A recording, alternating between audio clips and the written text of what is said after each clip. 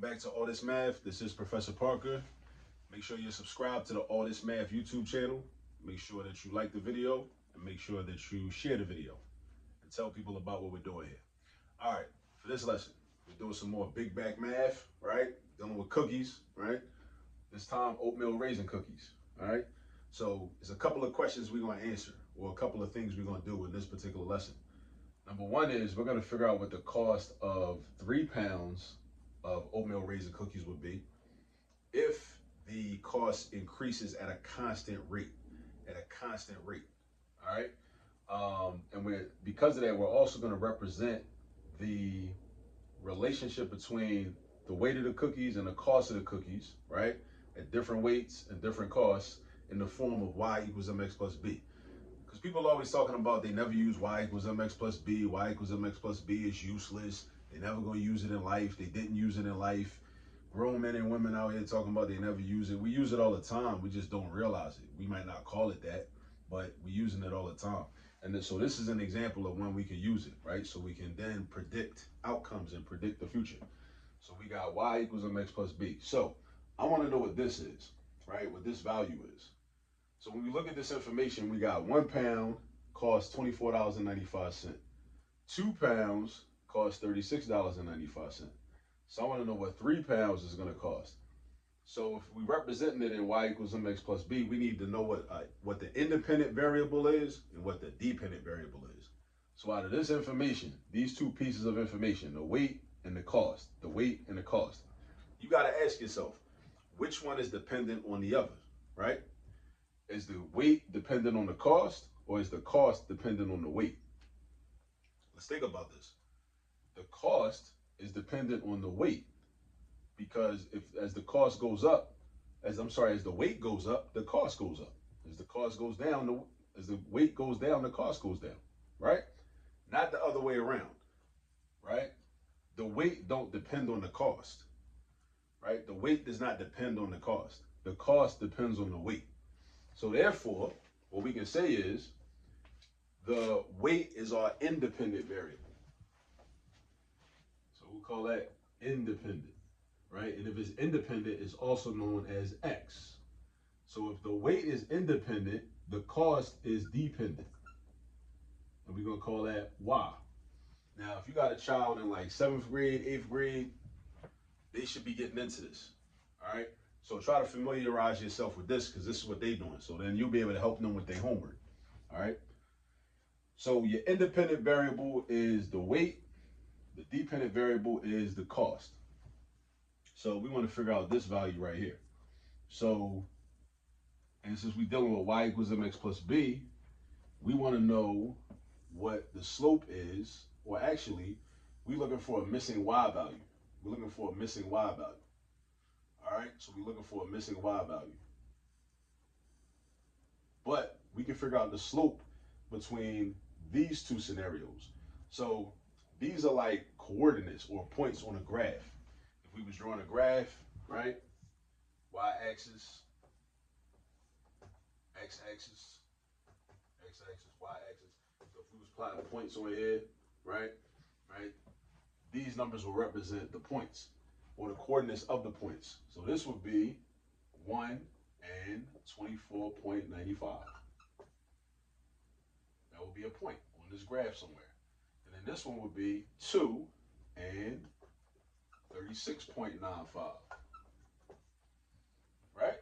So we got 2 and 36.95, right? So these are your 2 points. Now, once we find what's called the slope, right, which is the relationship or the rate of change of the cost, right, as a function of, or as it relates to the change in the weights, then we can figure out what this is, right?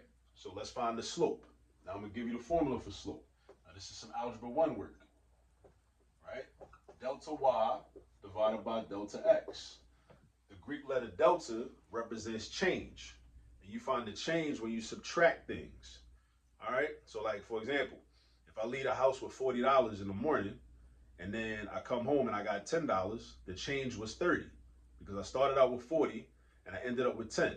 So the change, you find that by subtracting your starting amount minus your ending amount. 40 minus 10 equals 30. So 30 is the change. So we're going to do the same thing here. So this formula is also written sometimes like this.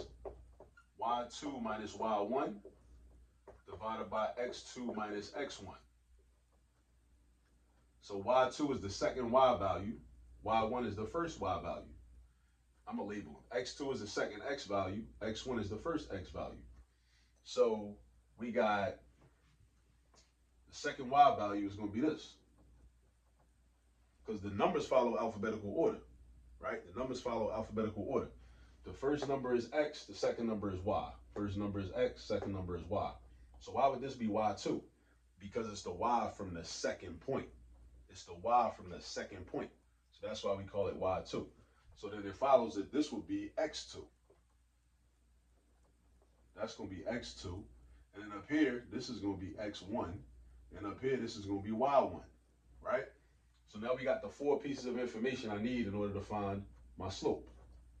All right, so now we replace all the letters with their respective numbers. So Y2 is the first number, so that's 36.95.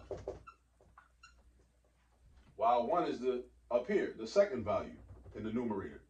That's going to be 24.95. We're just replacing letters with numbers, and everything is labeled, so it's cool, right? X2 is 2. X1 is 1. So therefore, now we just got to do subtraction, and then division. 36.95 minus 24.95. We could do that mentally. The cents are the same, 95 and 95. So really you just got to do 36 minus 24, which is 12. And then 2 minus 1 is 1. So you get 12 divided by 1. And 12 divided by 1 is equal to 12. So that means the slope is 12. So that means the dollar amount increases by $12 for every pound. If it's constant. Because it went from 1 pound to 2 pounds, it increased by $12.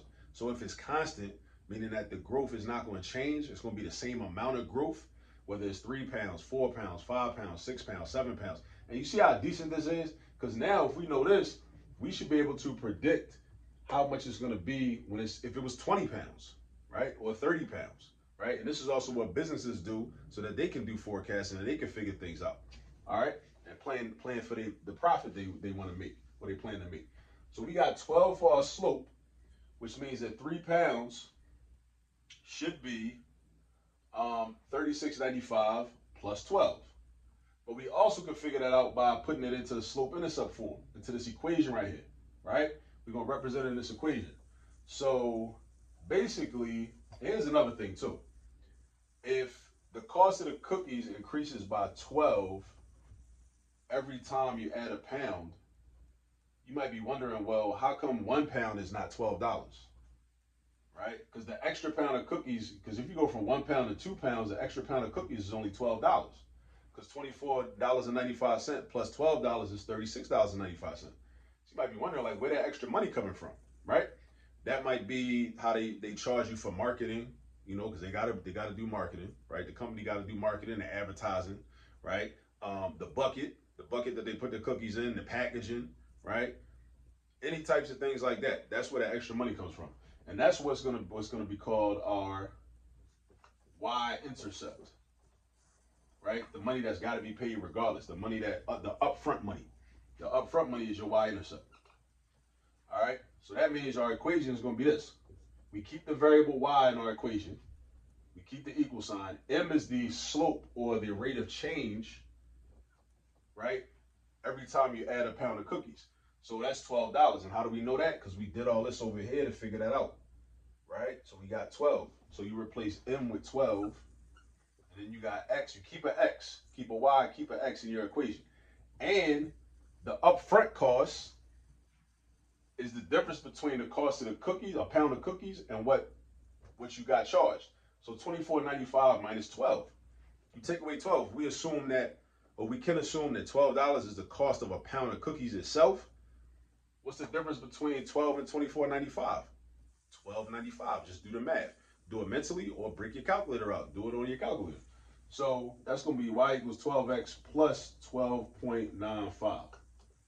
So we paying $12.95 up front. Like I said, that might be the cost of the bucket itself, the marketing materials.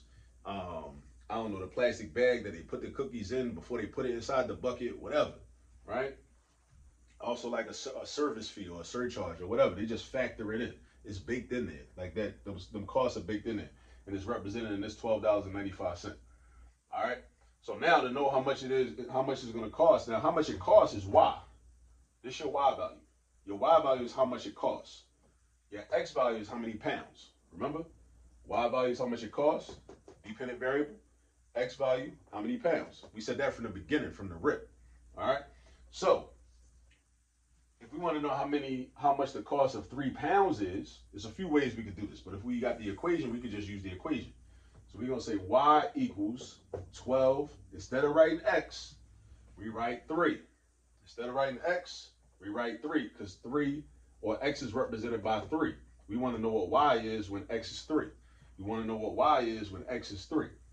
So we do 12 times 3 plus 12.95. And now we just got to do some order of operations work.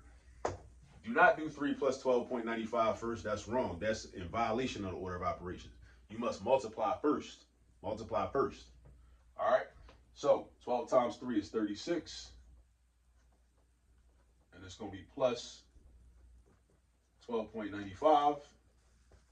So that's going to be 48.95. If it's at a constant rate. If it's growing at a constant, if the price is increasing at a constant rate, $12 every time, you just adding $12. That's the other way we could have did it. We could have just did $36.95 plus $12, which would have gave us the same thing, right? So and it's always good in math to have multiple ways to find the answer. You never want to get locked into just one way. Even if you use one way all the time, you should still at least know other ways because you need to have options, right? Because you never know when you're going to encounter a problem where it actually makes more sense or it's more efficient, more convenient to use another method. All right, so you want to be prepared and equipped. You don't want to be just sitting there stuck, right? Because you don't know any other methods. So we got 48.95 for 3 pounds. All right, and this was our equation. Y equals 12x plus 12.95. Y equals 12x plus 12.95. And that's how you use Y equals mx plus b. Now, let me show you something else. Like, what if I wanted to know how much 20 pounds is? All right, with 20 pounds, use the formula. Y is going to be the cost. Y is going to be the cost. X is 20. If I'm thinking about 20 pounds, if somebody ordering 20 pounds of cookies, like let's say you're ordering cookies for a whole school or you're doing a fundraiser or something like that, you need 20 pounds of cookies. So we got 12 times 20. Replace the X with 20 because X would be 20. Because the number of pounds is X. X represents the pounds, Y represents the cost. X represents the pounds, Y represents the cost. You can use this formula to predict the future.